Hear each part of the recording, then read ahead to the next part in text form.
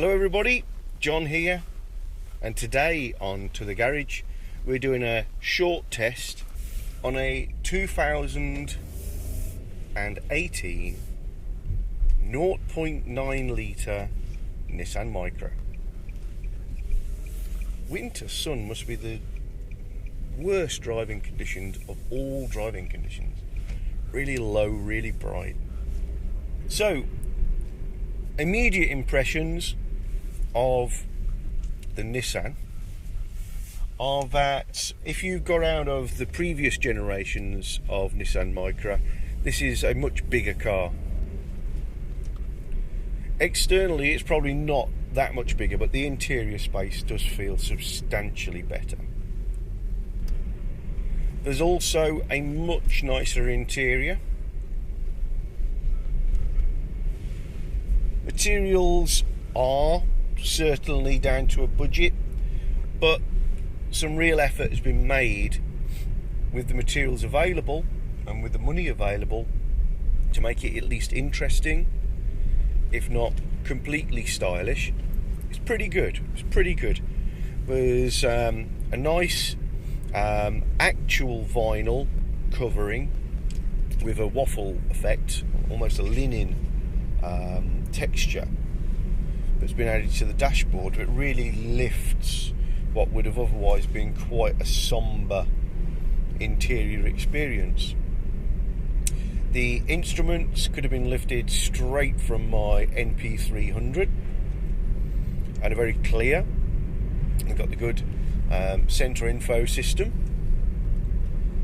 The infotainment system in the middle of the car, again, it looks very familiar to me as a Navara driver, and I think is probably common across all Nissans of this generation.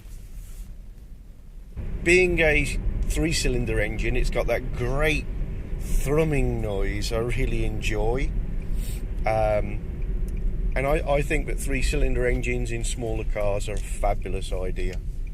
You don't need that extra cylinder. You're unlikely to get huge amounts of extra refinement for it.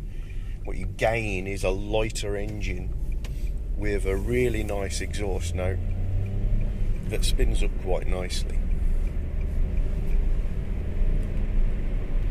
And whilst I enjoy the exhaust note, it's more induction noise if I'm honest.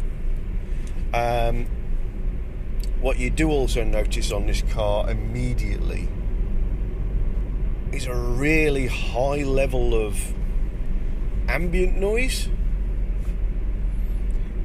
If I hadn't already checked, I'd say one of the windows was open, but they're not. Or a door wasn't shut properly. But there's a lot of wind noise coming from just behind me. And that's really quite disappointing in a modern car.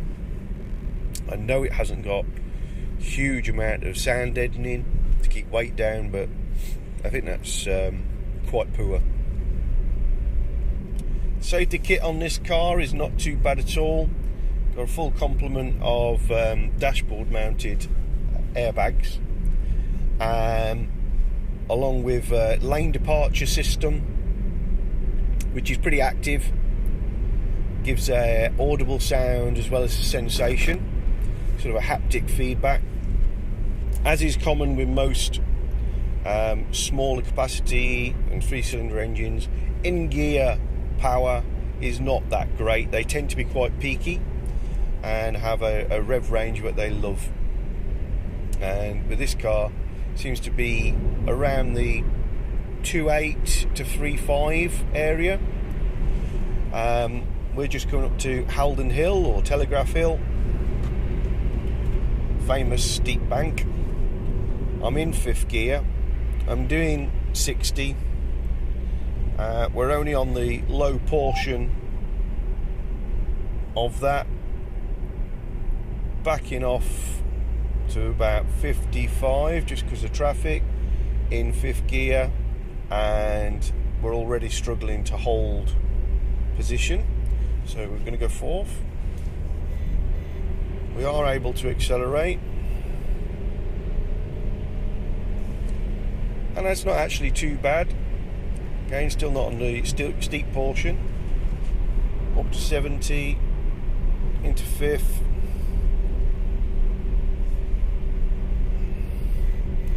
And she won't take fifth. 60 miles an hour in fourth. I can maintain speed. I can just about build speed. That's now 65. And then she picks up a little bit as she goes over 3,000 RPM, 3,500 RPM, sorry.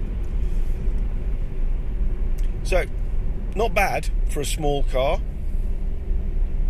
I would imagine with a full complement of passengers, that wouldn't have been the happiest of experiences, but that is quite an extreme bank.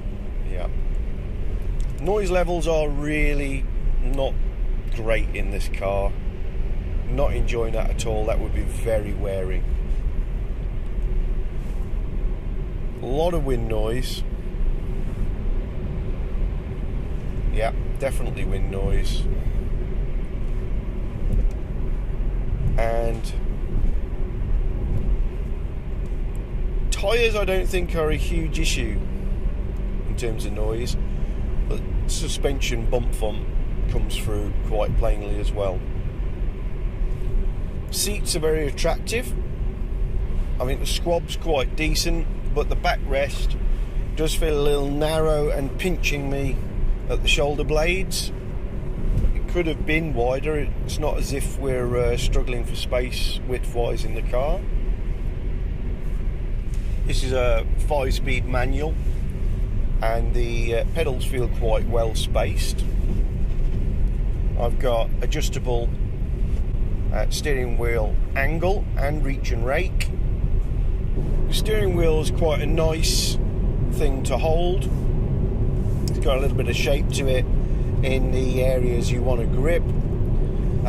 The steering wheel mounted controls are quite comprehensive, but the layout's a little off. They're all black and they all tend to blur together just a little bit when you glance at them. Also, the heels of your hands are likely to keep knocking the volume controls particularly, but not a bad piece of kit.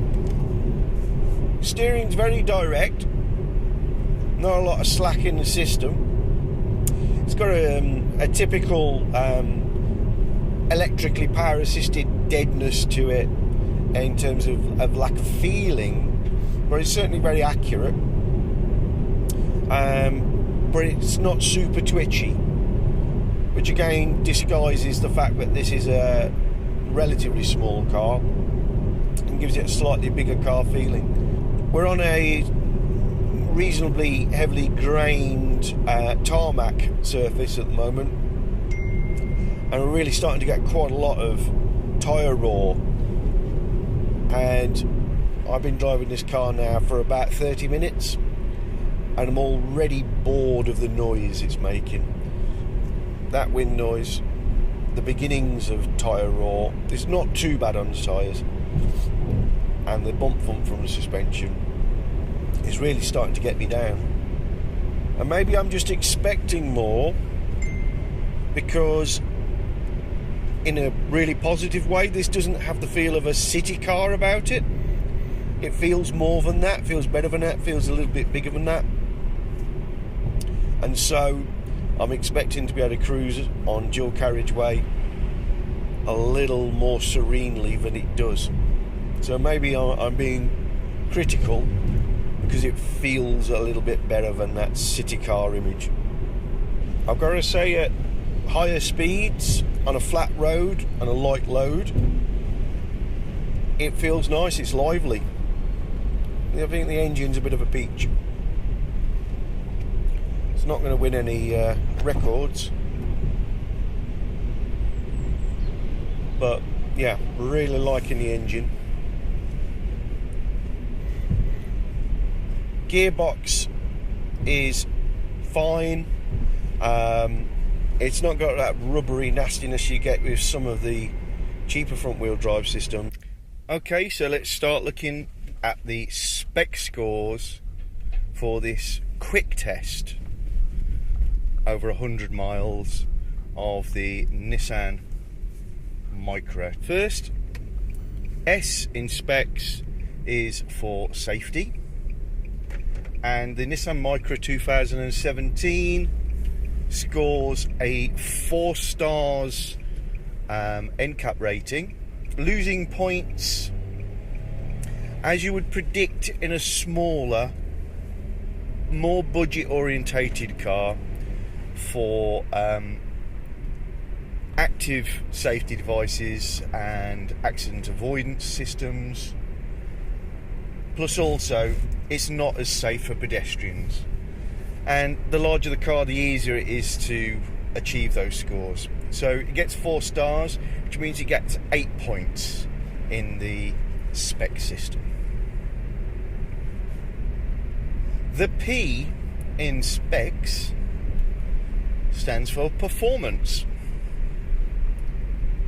Now, this is a larger city car with a small capacity 3-cylinder engine. It is lively. The engine's actually quite good fun and I'm enjoying the engine, but it's not going to set any records.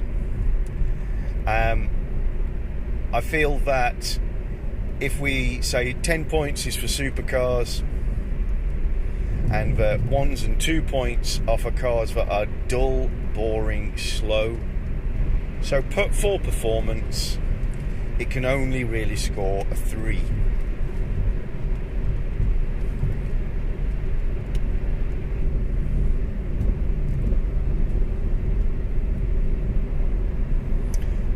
The E in specs is for economy, and there are several factors to that.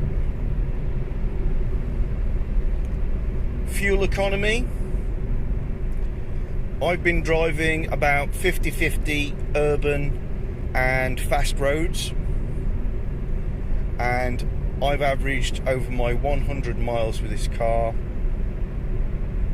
33 to the gallon, which probably means I'm stretching its legs a little more than it's intended. I'm sure that lots of people are going to get lots better economy doing shorter, steadier trips.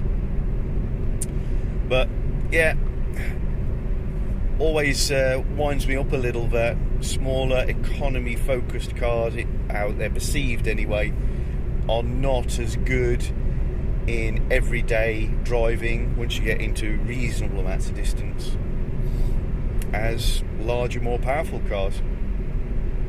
So it's going to drop points for that. The car costs anywhere between £12.5 and £20,000 depending on spec. That means it's not the cheapest of budget city cars, but you can certainly get an affordable one. Parts prices are going to be very reasonable. There's lots of them around. They're a very popular motor. Nissan dealers, as a rule, don't rip you off, and things like tyre sizes are very conventional.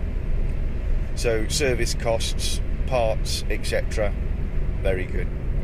And from a finance point of view, there's always good deals on bulk purchased cars, and this is a volume product. So for economy, it's rather damaged by the fuel. It's cheap to insure. It's cheap to tax. It's going to get a 5 out of 10.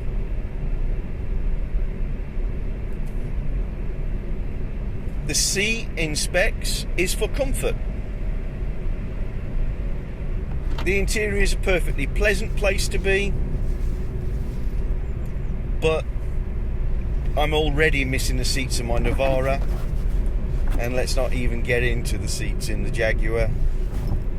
100 miles is enough to make me think, yeah, I could do with a swap now, go with a stretch. It's nothing to be hypercritical of, but this is not a very comfortable car. The ride quality is pretty good, I've got to say. particularly once you get moving. It's not anywhere near as jiggly as I would anticipate from a smaller car. I'm going to give this a 6 out of 10 for comfort.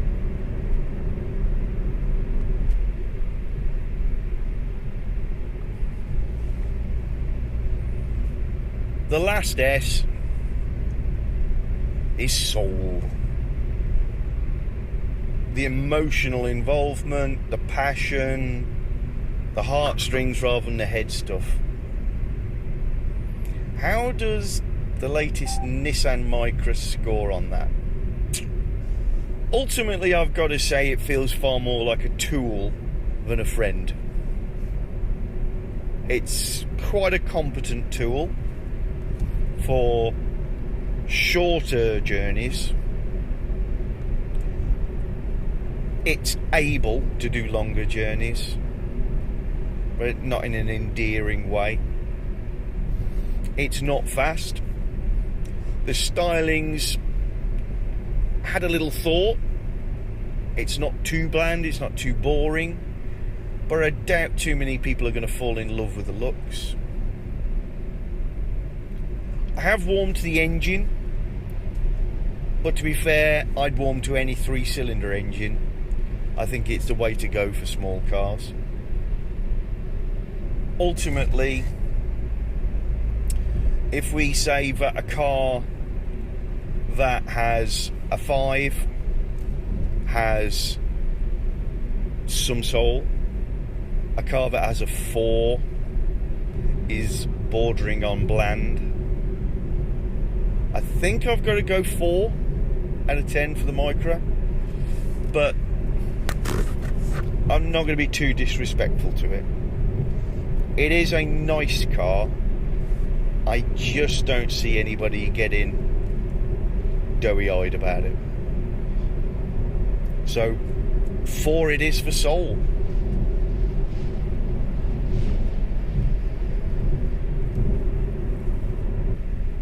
So that concludes our short 100-mile test drive with the 2017 Nissan Micra 0.9 litre. If you've enjoyed this and you want to see more interesting bits and pieces that are auto and garage related, then please subscribe to the Garage.